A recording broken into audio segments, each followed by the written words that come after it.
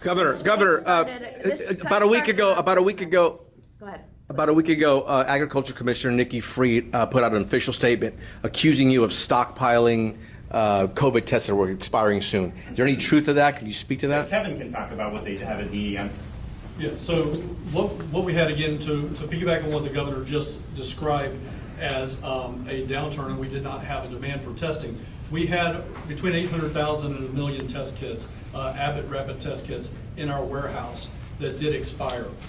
We tried to give them out prior to that, but there was not a demand for it. We received a 3-month extension on those test kits, which ended up expiring between December 26th and December 30th.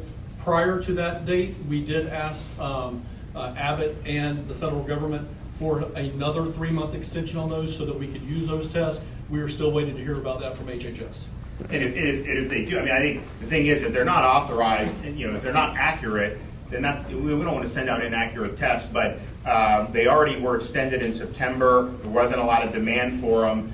They've been sending them out as requested. There was no withholding anything, but it's just that the FDA has not gotten back to DEM about whether you can still send, because these are things now, what are they, a year? Yeah, they're right at a year. They're right at a year. So initially it was 6 months, and then they extend, and so is it good? These are like some of the original tests that had, and there just weren't a lot of requests in September, October, November.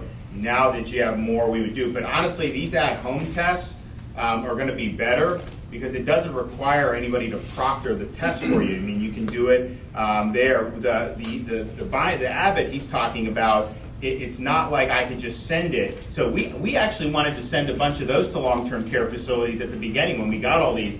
And a lot of them were like, well, they didn't have staff on hand. They were like, well, what are we going to do with it? Because it comes in a box. There's a bunch of different tests, a little thing, you do it, and you kind of got to, and I know how to do it, and other people, but a lot of them are like, no, if it requires a nurse, then we're not going to be able to do it. Well, the at-home ones are going to be very easy for people to do. So that'll be a good thing.